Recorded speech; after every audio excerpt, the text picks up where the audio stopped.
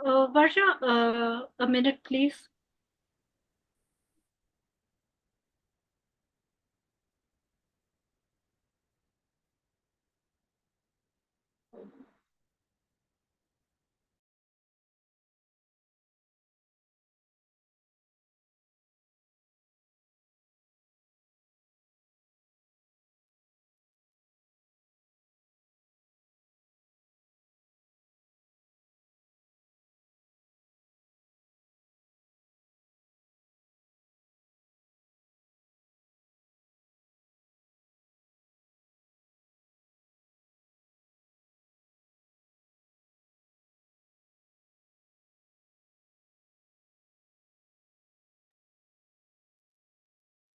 Varsha, go ahead.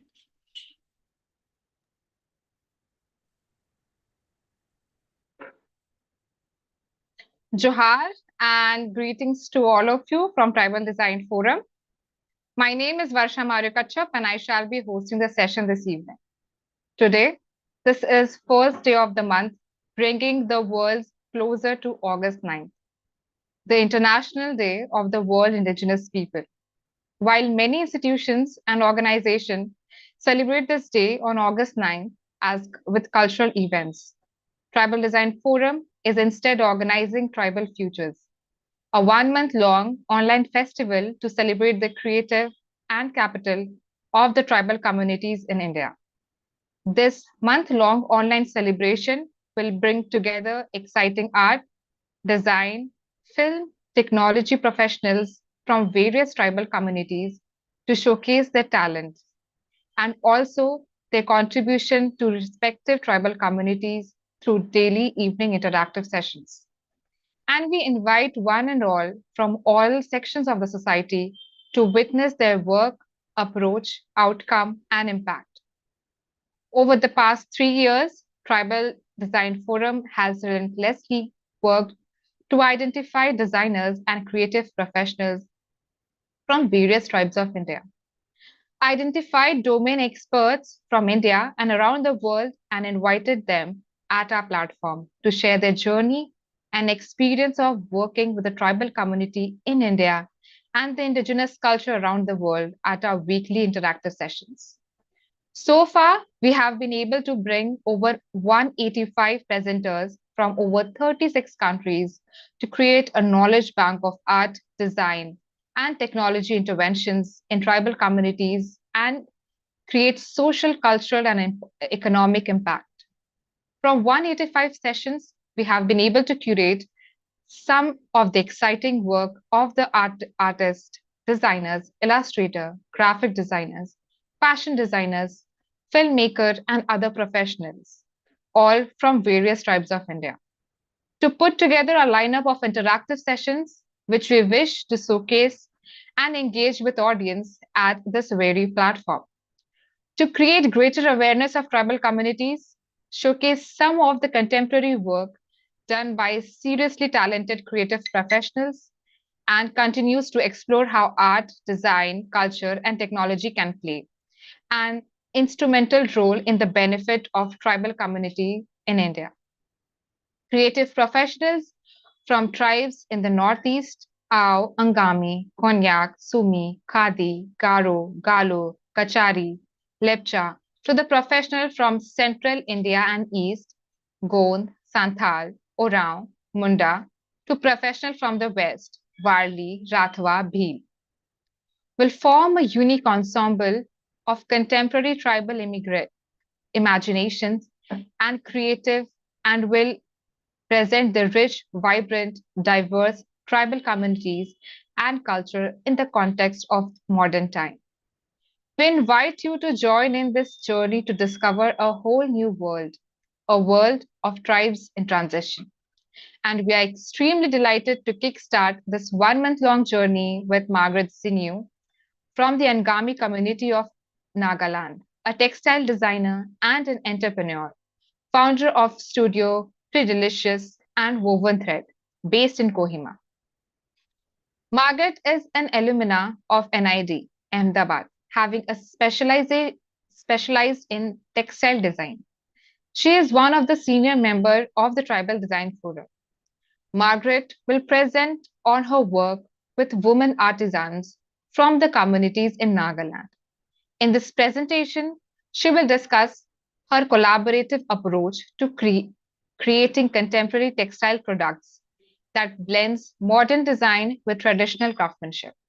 She will highlight the importance to utilize the indigenous skills and wisdom of the artisans, showcasing how these unique talents are preserved and celebrated in her design. Margaret will also delve into the socio-economic impact of her work, focusing on how she fosters an enabling environment for women artisans, empowering them through sustainable economic and skill development. The presentation will conclude with a 30-minute of Q&A, offering the audience an opportunity to explore the challenges and success of integrating traditional craftsmanship in the modern markets, the role of a woman in textile industry, and the importance of ethical practice in fashion and design. The presentation will be 30 minutes long in English. Please feel free to put your questions, comments, or simple reactions in the chat while the presentation is on. We would be keen to take your questions at the interactive interaction with Margaret presentation. Margaret, we are indeed delighted to kickstart Tribal Future Online Festival with you. The floor is yours. We are keen to listen and learn. Thank you, Varsha. Finally, we are kicking the month-long celebration. Okay, so I'll begin. I think what I'll do is, Varsha, I think I can manage the slide. Yeah. So yeah, sure, I'll do that. If anything goes wrong, then I will request you. Give me a minute.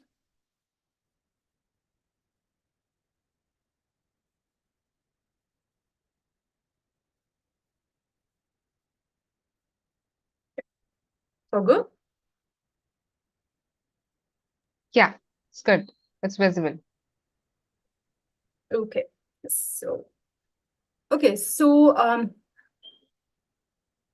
a very good evening to everyone. So I'll be beginning the session talking about what Woven Thread does, and also introducing you to the community, all the communities, and I'll be talking to about one specific community with whom I work very closely. So yeah, so let's begin. So basically, just to give you a brief idea as to what Woven Thread does is it's nothing so glamorous, I would say, because we are in the space of working with artisans at the same time, finding solutions. So it's all about a design initiative with the artisans of Nagaland, and the kind of products that we do is we look at the traditional craftsmanship, and our main interest is all about working with crafts which are languishing.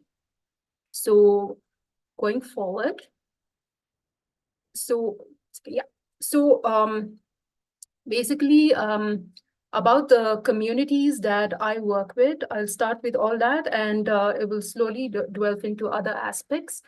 So as Varsha has introduced me, I'm Kevi Sedinho Margaret Zina. That's my full name, because when I say I'm from the Angami Naga community from Nagaland.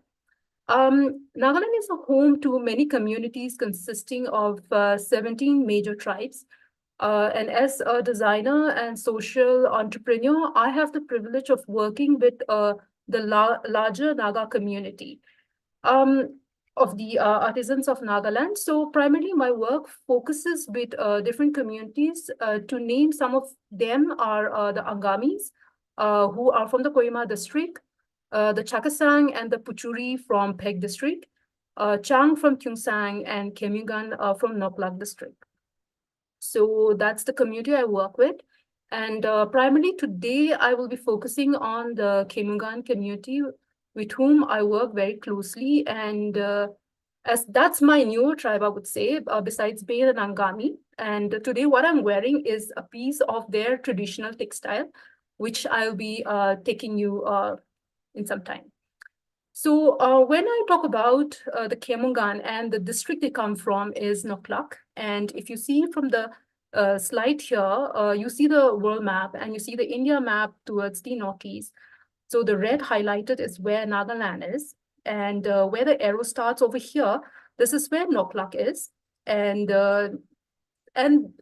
although it's the easternmost part of Nagaland, the village that I work very closely, the Kemungan, happens to be in a village called Choklangan. So again, that's like the exteriormost of Nagaland, and that borders the Myanmar. So this is just to give you an idea as to how the traditional attires of the people are. So when I talk about all these different crafts, in our work with handloom and handicraft, our land and forests are a crucial source of our raw material, which are committed to preserving and promoting the traditional practices of our ancestors, even as synthetic materials become more prevalent. So the relationship between craft, culture, and agriculture itself is intricate, especially in some of our practices, such as jhum cultivation.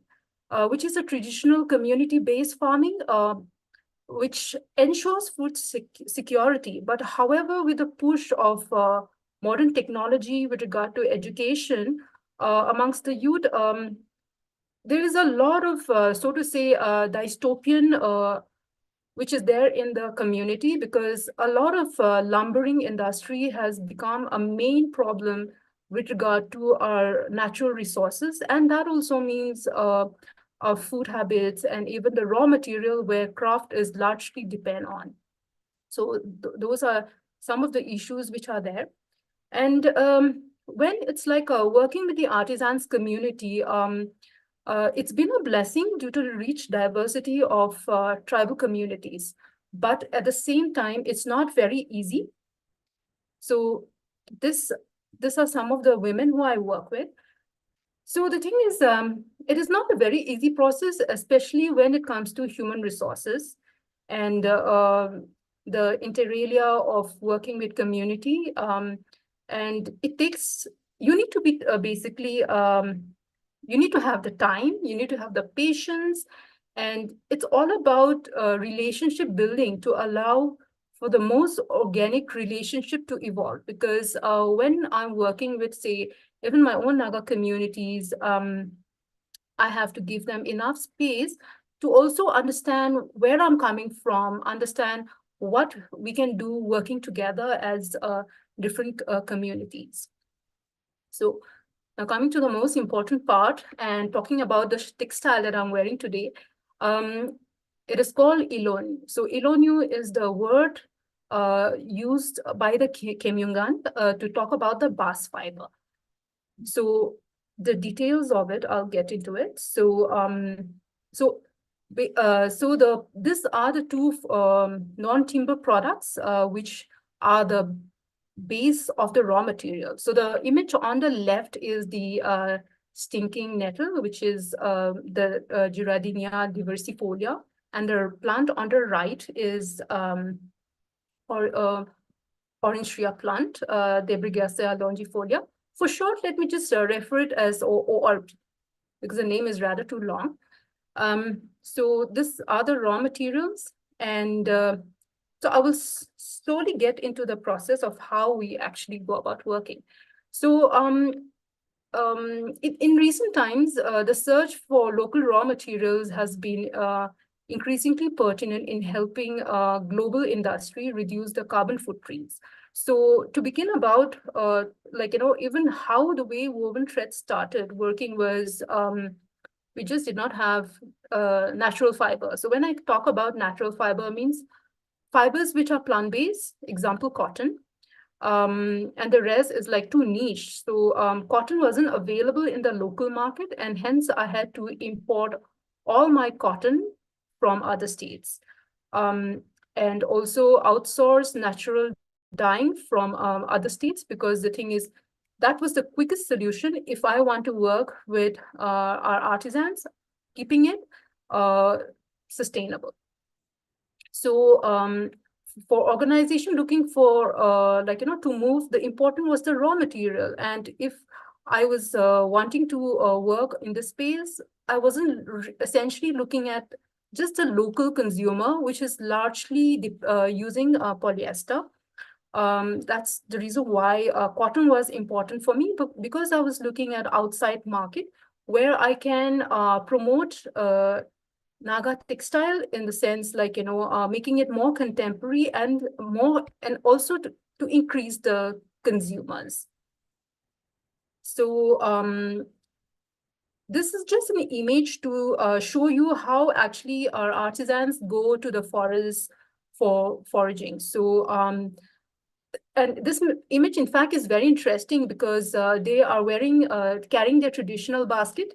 But one thing that you see is that all their trousers are, they're dressed up in their trousers and they are not wearing the traditional attire. And when you look at all these images, it talks a million language.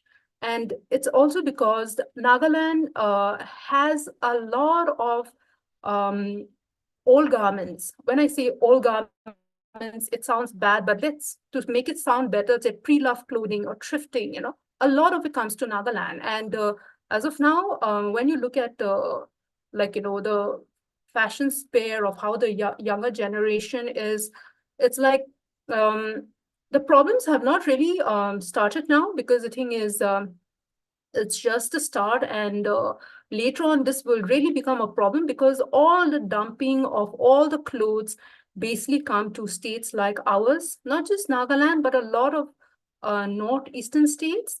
But putting that aside for the time being, as you see the women here, they are dressed up in the trousers, which are all polyester. So this is where actually the main problem also starts, because our consumption for man-made fiber, such as polyester, petroleum-based, also called plastic, it's huge. So to unearth the vast array of the potential options, however, before so to say any design intervention, it was essential to develop an understanding of the specific nuances of the local artisans and the craft. So in my entrepreneurial pursuit, I met a young entrepreneur from the community, from the Kemungan community, who later I asked him a lot of questions about his own traditional textile, which he had no clue. But in doing that, he also learned a lot of interesting things about his culture.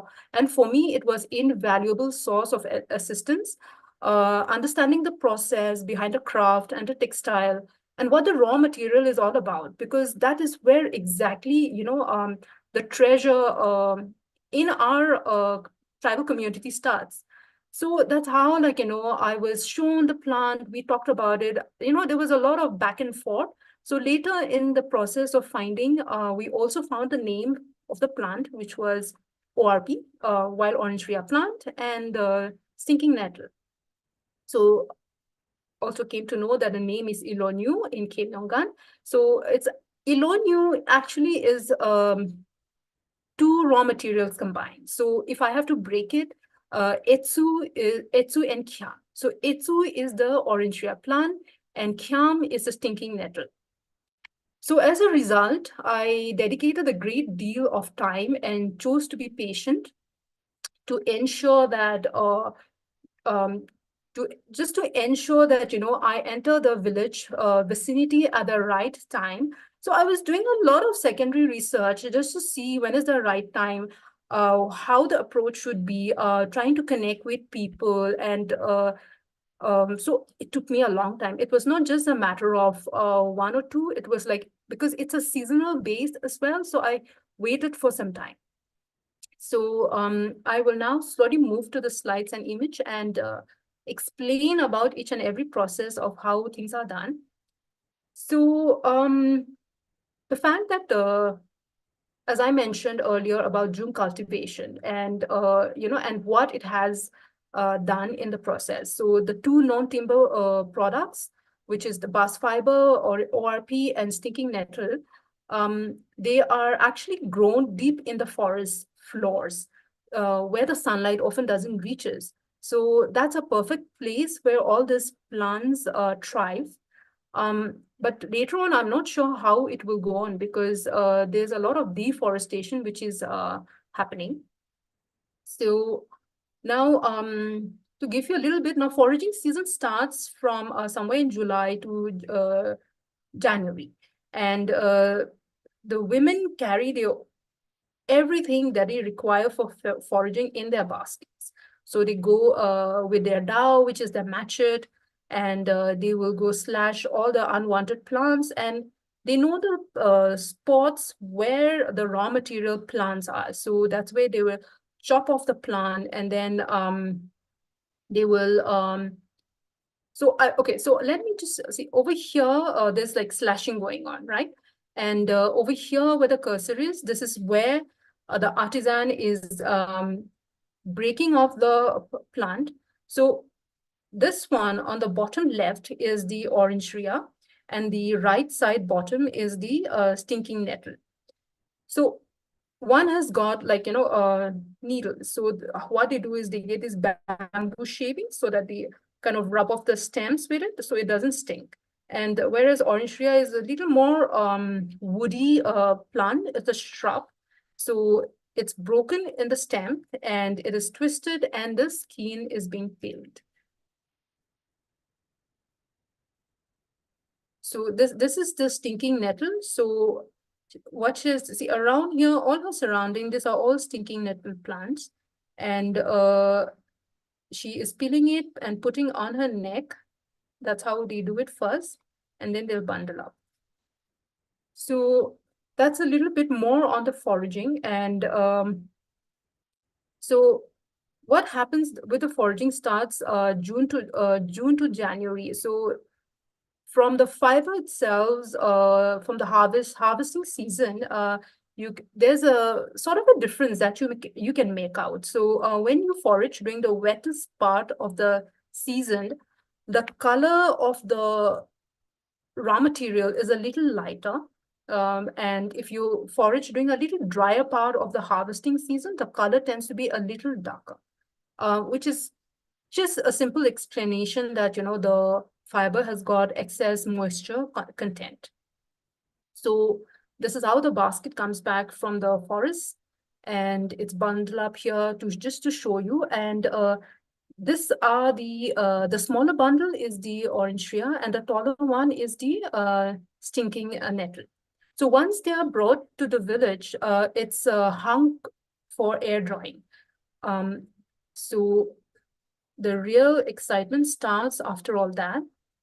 So up here on the top left, again, when you look at the dry bast fibers, from the look of it, it's very clear that, the left one, which is this one, is the stinking nettle, and this one is the ORP. From the little brownish color that you see, that's how you can make out as well at the at fiber stage. And so once this is like in bundle, this is where the more time and patience goes into splitting the fiber. So on the bottom left, you see the hands like splitting the fiber. So this is where they're breaking down the fiber into small strands. And it's broken into like fine strands. And then on the top, center top, that's where all the fibers are broken, and it's in a circular movement. That's how it's placed in a basket. And the bottom part, you see there's like basket has got some sort of soil. So this itself is very, very interesting, because after you have splitted the fiber, the reason why they put the soil on it is to actually, one is to keep the fiber supple and easy to twist, and the other being like, the fibers don't get entangled, and it's easy to manage to pull and then join the fibers. On the right side is where the women are actually joining the fibers. Now, in this stage, when the strands are being like joined, this is where it's done on the thigh without using with no tool. So it's just the human hands and the human body where they're twisting it on the thigh. So this picture like has got again a lot of images. So the thing is, once you join all the threads, that's when you make into like a bobbin, where this picture shows. So the bobbin looks something like that. It is very beautiful just to look at the bobbin because it is actually engineered by the hand only without using no winding tool. So in this stage, once the fibers are joined, either you can store it, keep it aside and start reworking on the fibers, which would be splitting, joining and all that. Otherwise, you can straight away go to the final twist. So the final twist happens with the use of the thigh spindle. So the picture over here shows like, that the bobbin is done, the artisan takes it to the water source and re-wet the whole yarn, which is all joined. So it is soaked so that it is like easy to twist. Now in the fiber hole spinning, this method is very interesting because there are two processes of spinning. One is dry spinning and one is wet spinning. So the wet spinning is where all the fiber, the little tiny fiber hairs are all twisted and there is no fiber hair sticking out. So that doesn't disturbs in the loom. So this is one of the important process in the spinning. This is where the artisan has the thigh spindle. It has a little bamboo, like a bowl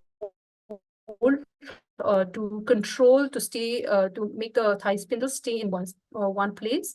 And this is where she is spinning from the wet bobbin, which is already moistened, and the twisting happens. So the twisting, basically, it's in two ply and mostly to increase the strength of the yarn.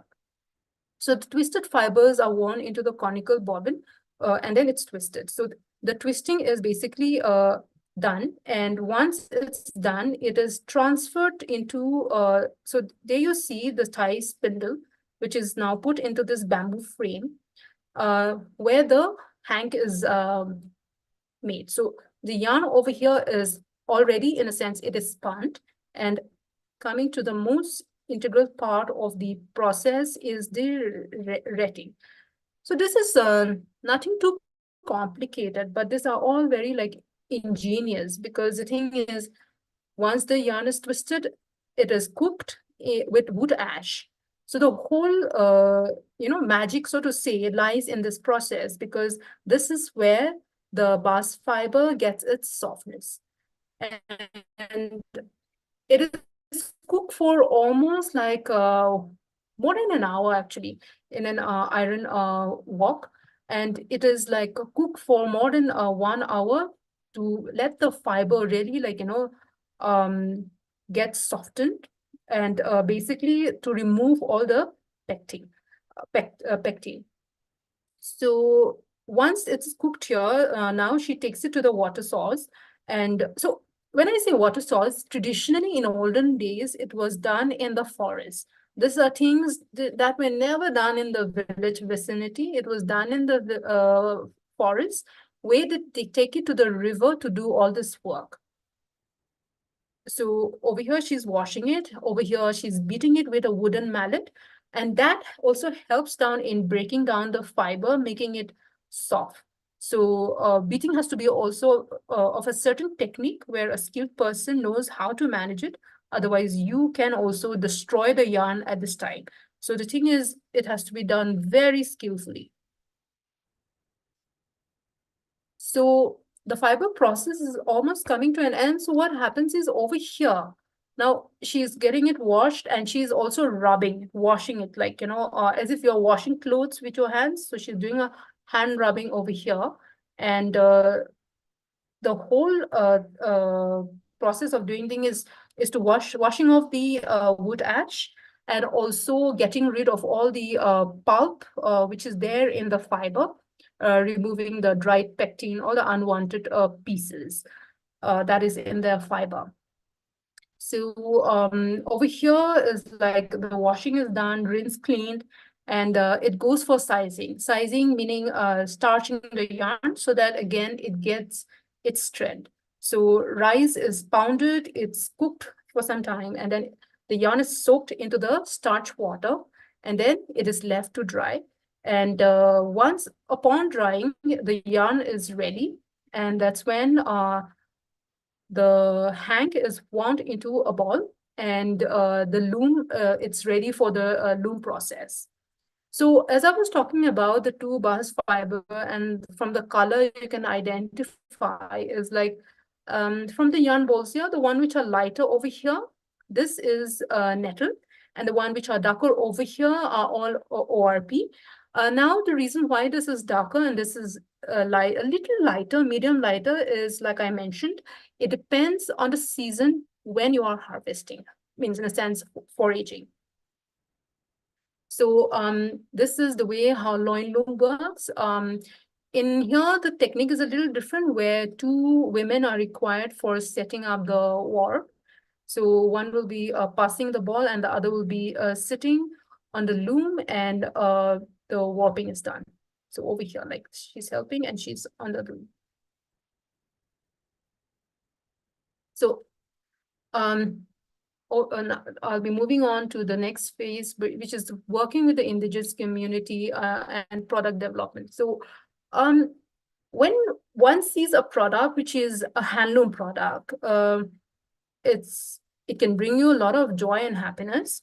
It is also at the same time, there's a lot of problem that goes into it. So that's the reason why, being a social entrepreneur is not very easy, because you have the community, you have the challenges, you have to find a solution.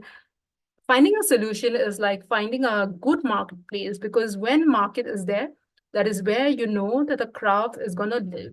Otherwise, in nowadays, everybody's lifestyle consumption is moving. So the thing is, a lot of so to say, tribal textile are losing its place unless there is also design innovation coming in. So if I have to talk about how I actually work with indigenous community as a designer, it is fortunate, but at the same time, to gain access to a wide variety of craft seen in different Naga community across my state. But it is like I have to pick the crafts which I feel is closer to my heart, and also it has something like, it is languishing. So when I say that, like now actually artisans are, I think fairly, I would say there are a lot of us in that sphere, but at the same time, the younger generation is not really partaking in that. But because of certain consumption which has changed over the past few years, it is fairly good. But at the same time, there are a few crafts which are just dying away. So I've been able to connect to most of these artisans, which of course didn't take me like, I would say not a month, a year. It took me many months, because I have to get to know the craft. I also research on the craft, how it is. I also, I have to build the interpersonal relation with the community. So like I mentioned earlier, like time and all that, for it to happen organically. So all that took time. And, however, with the ever increasing trend of the community to look outward towards the outside world with envy, it can sometimes be a challenge to maintain the traditional craft to language, because we are always looking at outside world. Our youths are so influenced by the Korean culture, so many things that one has to look into it. So as per the design intervention, the process that was to involve working with the community to develop a new product category while maintaining the authentic practices. So hence focusing on combining and permuting existing elements with value addition. So a lot of our textile, for example, when I talk about woven threads, is we follow the technique of how supplementary weave is done. But a color palette is something which is not the traditional color palette. We often go for natural dyes. So now natural dyes, it may not look very fancy because it's dull, it may fade, things like that, which we locals are yet to appreciate such textile. But if you look at the far more advanced countries, people are moving away from chemical dyes and they're coming back to nature. So one of my experience was very nice when I was in participating in Dastakar Bazaar in New Delhi. So, that's when I also interact with a lot of people, consumers who come, appreciate the textile. And it wasn't me, but the consumer herself, she said, these are colors which came from nature and it will go back to the nature. Because a lot of mainstream Indian consumers do not understand that and do not value that. But she was a much matured consumer who herself said, so that was quite appreciated, because those are the kind of people that we would like to actually, promote. And those are the people, because of them, the craft for us survives. So, and also, irrespective of high labor intensive, that is not really an issue. So this is the typical, so this is a cape, and this is just a simple product. So when I start working with community, for me also the design process which I follow is very simple. So I don't bring in any major changes where, I will scare away the artisan. So this was just a regular men's shawl, which I bought from them. And because I always say, okay, just give me your textile, because they also need to have certain confidence when I'm working with them. And I bought the textile, I bought a couple of them. And what I did was I slit the stitches. Now they are in 3 panels. So it was just perfect to be used as a cape. And 3 panels, the first panel, I removed the stitch based on certain ergonomics of how it should be worn. So I made the armholes, and then it became a beautiful cape. Now, I'll be speaking from my experience. So I live in Kohima, and I used to wear this kind of cape once in a while when I go to town. Now, being a social entrepreneur, I frankly don't have time to dress up and go for all these kitty parties. That's not my thing. So if I'm just going about my daily routine, I will wear handloom. And a couple of times I've worn this.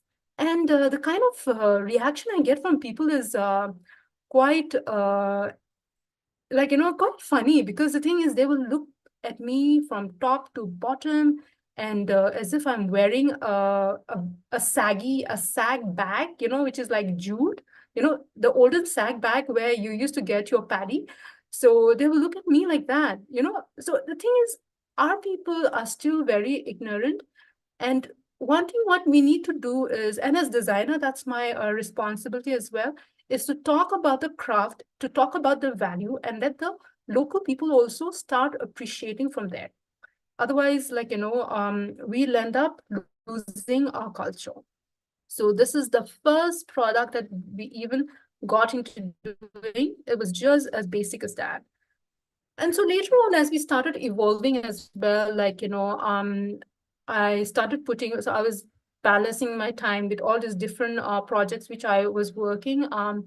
And one of the next thing which I did was very intentionally to work with not mixing, but mixing in a sense, like mixing 2 fibers. So we did mixing cotton with the bast fiber, the Ilonu. So we combined it with cotton, which is natural, dyed in natural indigo. And we came up with this weaving technique, which is a warp manipulated texture. And it can be worn as a stole. It can be made into many products, but basically to newer markets. So when we talk about the tribal community, it is being a member of the tribal community often involves a very deep connection of cultural tradition, communal values, a shared history and what might entail, and how what might navigate the tribal identity concerning the mainstream society.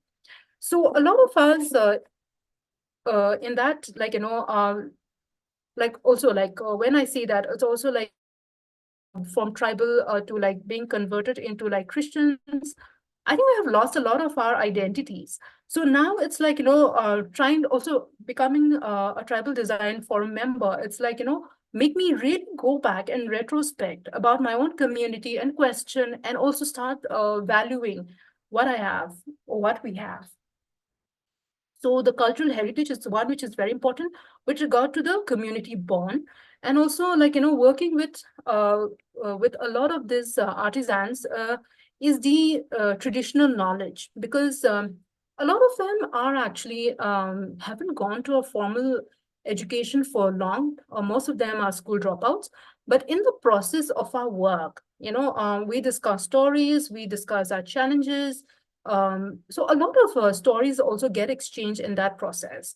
So when it comes to times like, I would say as a tribal as well, it's like a parallel living that we are doing, because half the things we are like, consumers of many things which are being imported.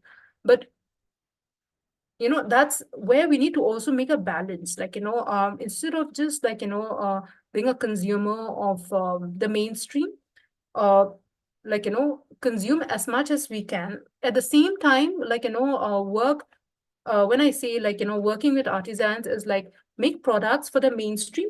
So that's where actually we bring in wealth from outside to the community. So this is purposely I have done when I talk about tribal identity, and I'm just supposing the images of the textiles. So in this, it's basically, Varsha, how much time do I have? You can take 5 more minutes, but we are Okay. up our time. Okay. Cool. I'll wrap it up now. I'm close to finish. So the purpose why I did this is talking about the tribal identity, and also putting the textile is very simple. It has got the cultural heritage, plus also the techniques that we work with.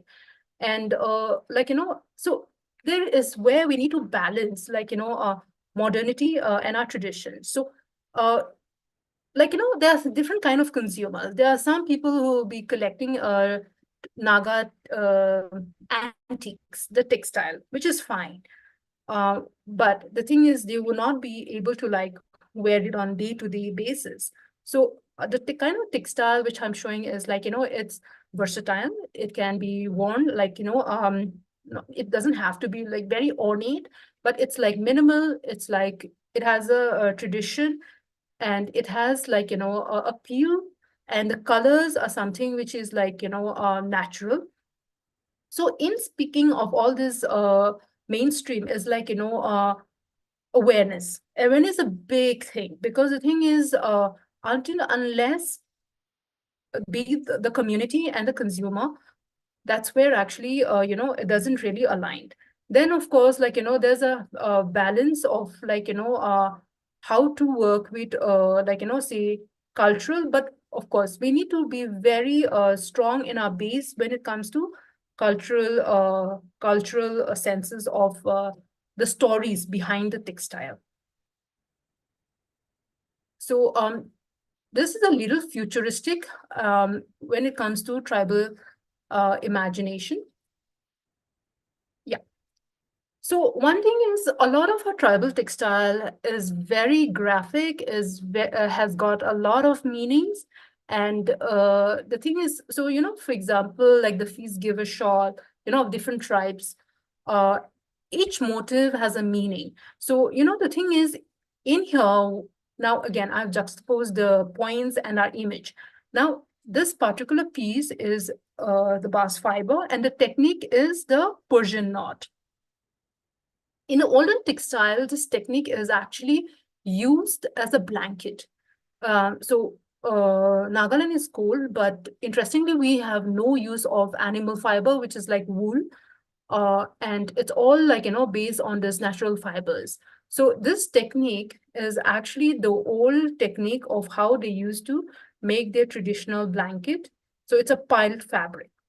So we use that basically the symbol of their blanket into a smaller piece, which is like a cowl, or like, say, to keep yourself warm during the winter for the neck. So from a bigger piece, we have gone down to a smaller piece, but retaining the aesthetics of the from the community. So for us, it's all about the craftsmanship. And over here, the play of colors is also the natural color of the 2-bars fiber. So this is how we collaborate, with the community, and our narratives are shared, and the products are things where, an outside market uh, with a worldview will admire. So that brings me to the end of the presentation. Thank you so much. Over to you, Varsha. Thank you so much, Margaret, for taking us through your journey of working with artisans in Nagaland, using their indigenous knowledge and technique to create contemporary products for the market.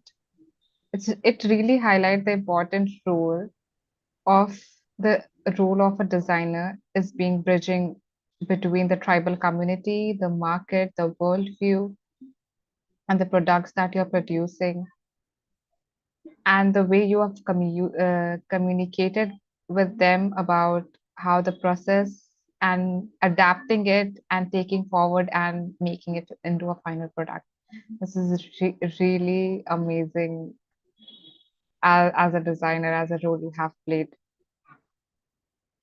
So before we get into the Q&A session, we will have a short announcement for an upcoming exciting event at a Tribal Design Forum.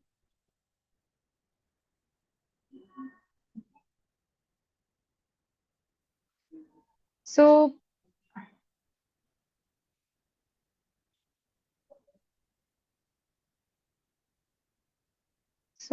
we are organizing 2 boot camps of 3 days each, where we meet in person, interact, and then interact and learn from each other through collaborative workshop and immersive experience with the local communities.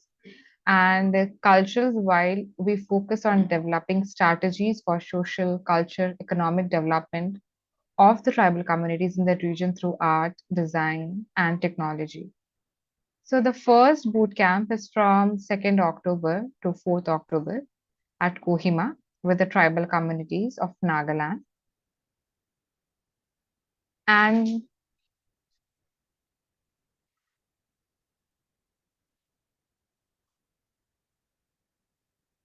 the second boot camp is from 6th October at Ukhrul with the Tangkol Naga community, with the community, and people who are interested in joining in can visit our website www.tribaldesignforum.com and register to get a detailed information regarding the participation in the bootcamp.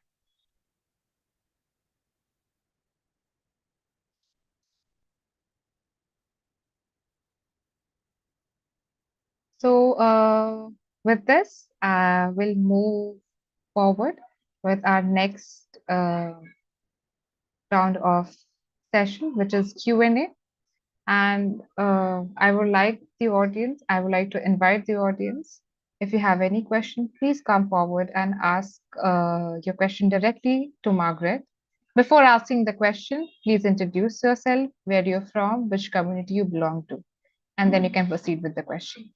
Before everyone else, I would like to ask a question from Margaret, which is, what are the challenges that you as a designer face in operating in an ecosystem of indigenous artisans, indigenous knowledge system? Where does the designer fit in this ecosystem, and how is their contribution seen and valued? Or is the designer a misunderstood role? That's a very long question, Varsha. So, so to begin with, let me start off in a very candid way. So, in a space where, you as a designer, work in the space, the kind of reaction you get from the people or the community is rather interesting because, there was like, oh, now you're a kid, you're coming to teach us. It's like that. They don't understand that I am playing a role of a designer where, their work can go to like different places. So it's very funny because, and so, so with that comes the challenges. Okay. So, okay, I'll have to ask you again the question because it's a very long question.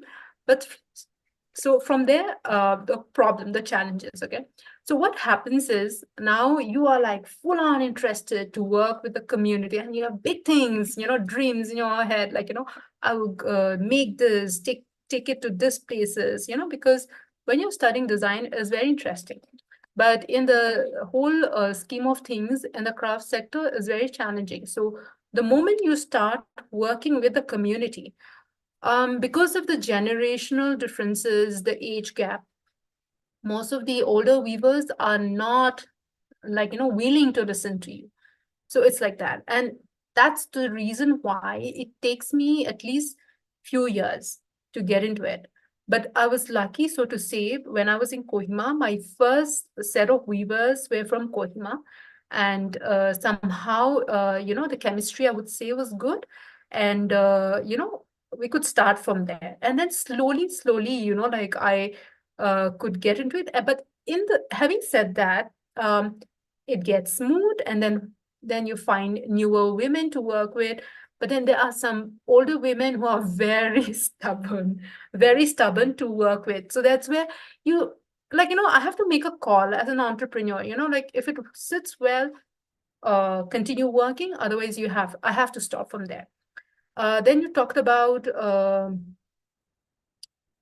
what was the other third part? The third part was, or is the designer a misunderstood role? Yes, very often. So when I say that, it's not really misunderstood in a sense like somebody who's doing like, something wrong doing or such, but a lot of people don't understand design as such. A lot of people think that design is just creating all these beautiful things and not really as like, a solution to a problem. Um, in my scheme of things, my experience was so to say the activists played a lot of problem because the thing is they think that I'm selling the culture, but the thing is, until unless there's a designer who's a mediator between the craft and the market, the craft dies. So that's something where most often people don't understand. And also like we do contemporary products, so which would be like contemporary design. So I start from the graph paper and I sit and vision the whole thing. I'll do it. And and I do not really get into all this, the nuance. I stick to the cultural nuances and not get into the so to say, misappropriation, because that is something I am particular about. But when we do a new contemporary product, I have come across, like, I would say, rather funny audience. The local audience will be like looking at this like, what tribe is this? So it's like, what do you mean, what tribe? And it is a contemporary piece of, say, stone. So, some of them actually had got this thinking which is very narrow and can't really kind of see as a, like, something which is like, a product which is a contemporary stuff, because we wear a lot of stuff coming from Bangkok, coming from, like, like say thrift, but when you see your own culture is when they're like, what is this? It's like that. And you have the younger generation wearing all this fancy fashionable clothes, like now it's crop top. Earlier it was like, tops with like opening shoulder cut like this, but your tradition is something you look at it in a very like suspicious way. Yeah. The other part, please, Varsha. So, And that was it, or do you still want me to repeat the question? The last part, I think. The last part was the misunderstood role. Okay, acha. Yeah, so basically, yeah, that's that. Hmm.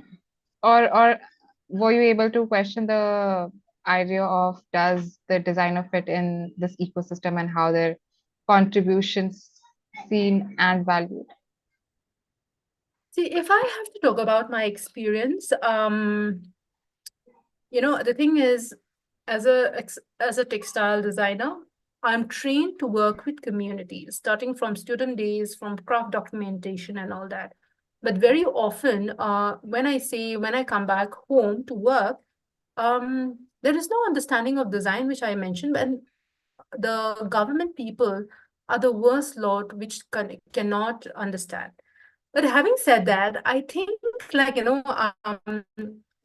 so although I'm an introvert, I am also now a person who like to speak my mind. I don't think Sarkari people are trained to accept a woman like me as a designer who will not say yes to them, because I have the tendency to question things. So the thing is, they are kind of like intimidated, I would say, and that's the reason why there has not been any, say, a thing of like working together. So designers, I don't think are understood.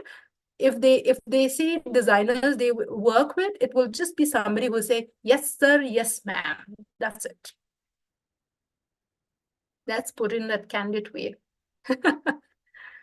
Yeah, that was really candid and bold. Yeah, that is. Okay. Yeah. So there is one more question which was came through the registration. I don't know wha- from whom this question is coming from, but apart from that, I'll ask you the question. In order to revive something that is to do with the culture and tradition of a tribal community who are losing its touch and knowledge in their indigenous methods and knowledge year after year, what can someone who is fresh out of the boat do or start with it in order to preserve and prolong their rich culture heritage?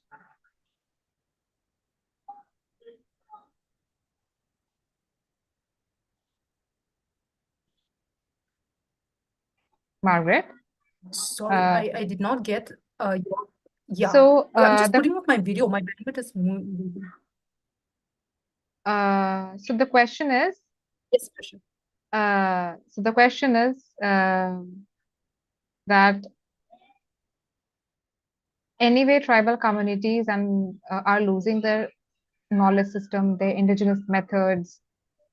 So what can a new person who is freshly graduate comes in and do to preserve and prolong the rich cultural heritage? Okay, so well, one thing is a lot of students actually want to like come and work and things like that. But very often what happens is they lack the understanding of working with a community. And also like, if I have to say like I work in Nokla, and working in that space, you can't, it's not a place where, you can do things in a studio. You need to be there in the field.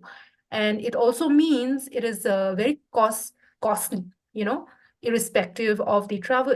I'm not talking about that, because when you're working with community, now especially, the thing is now, I'm from a city, Kohima, but when you go to the villages, the interior villages, the sense of being a community, it is much more stronger. So strong in a sense, like, when I say, okay, I can over here decide, like, I can work with only one person or two. But over there, when you go, it's like it's a community. So you have to work with a larger group, So when you have to work with a larger group is where you need to understand, and it's more inclusive.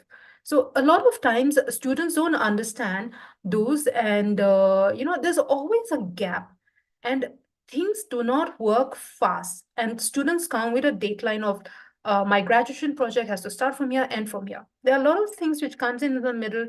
It could be a dead, like somebody in the family passed away. So there's like a moment of like no work for a few days. I mean, in Hindu culture also will be there, but in community like Christians now that we are, there's a lot of like, say time that goes into that. So the gestation is what needs to be calculated.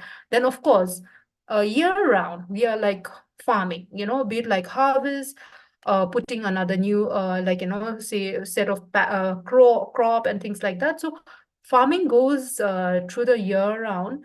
And that's where, a lot of, so to say, miscommunication happen. And that's where, if any outsider has to like work, it's where you understand those challenges and then step in. Otherwise, it's not a cakewalk. I don't know whether that answered it wholly or not, No. because the questions are very long. Yes, I can understand. It comes with its own stories. Yes, many Uh, stories. Yeah, many stories. So there are many more coming, but I'll be taking a few only from YouTube. So there's one question from Kanisha. It's coming from YouTube. At the same time, as you mentioned, the work is labor intensive. I wonder how the process would benefit with more collaborations with product designers in order to bring technology innovations. So, over here, the challenge is if the younger generation is game for it, traditional craft, that's where there's no problem. But the thing is, in the hopes of modern technology, modern education, everybody just wants to like go to school and all these life skills are lost.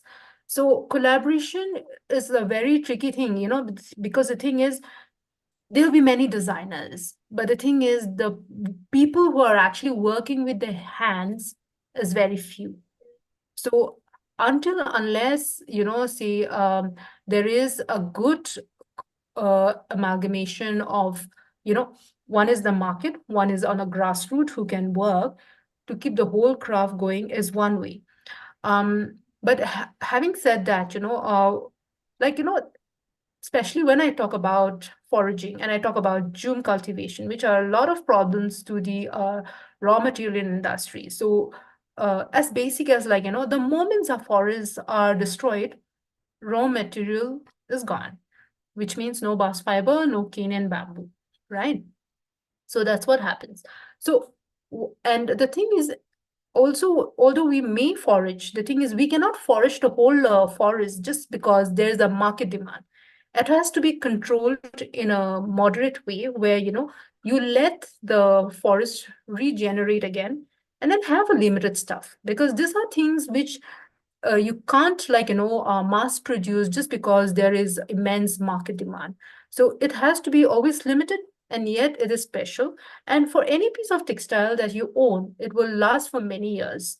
It's not something like you use and throw. These are like basically heirlooms. Heirlooms which will last for long, and it does good for the environment. Adding to the same question, she also asks, how do you think technology initiative would affect the craft? Technology would affect the craft. Come again?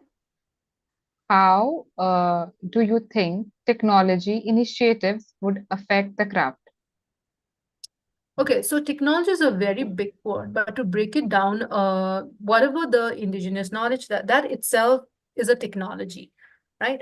Now the thing is, if you're talking about the scientific part of it, the thing is, that's a whole lot of research again.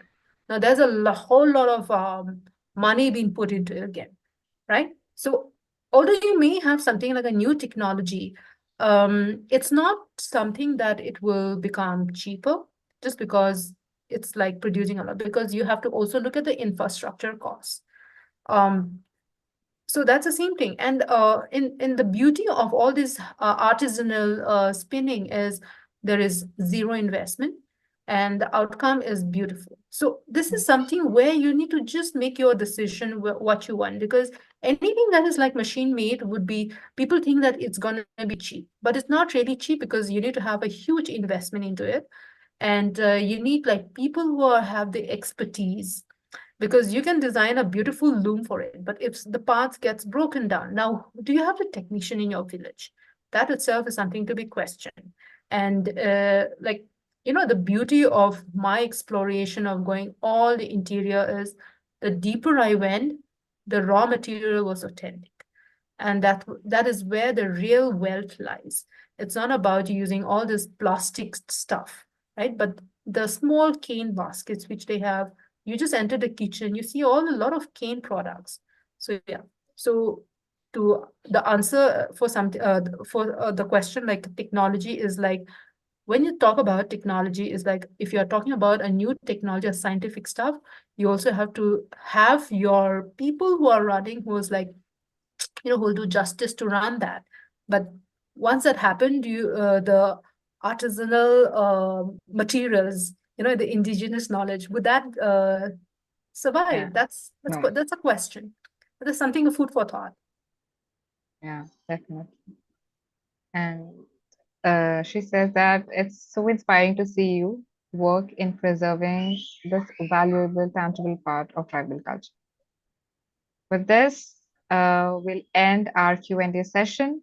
Thank you so much, Margaret. And before we close this session, today we would like to inform you of tomorrow's talk, the same place, same time.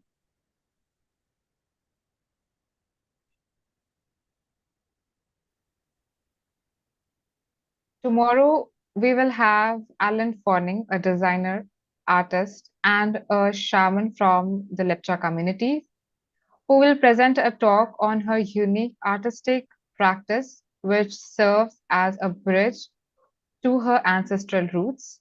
In this presentation, Forning will discuss how she uses art to connect with her ancestor, emphasizing the deep spiritual and cultural ties her people have with nature. She will explore the rich symbolism and themes in her work that reflect the Lepcha community, reverence for river, mountain, and sacred creatures. The interactive interaction tomorrow should provide an opportunity for the audience to delve deeper into the intersection of art, spirituality, and cultural heritage, and to understand the significance of maintaining a strong connection with nature in Lepcha tradition. We would uh, we look forward to have you with us to learn more about the Lepcha community through Alan's work. Thank you so much for attending today's session, and please stay tuned because this month is very long and we are not going to miss any day, and I think you'll have a great opportunity to learn with every of our session. Thank you so much, everyone, for attending today's session, and have a good evening, uh, and see you in our next talk. With this, we'll take our leave, and session will be closed by Anamika in 5 to 10 minutes. Thank you, everyone, for attending.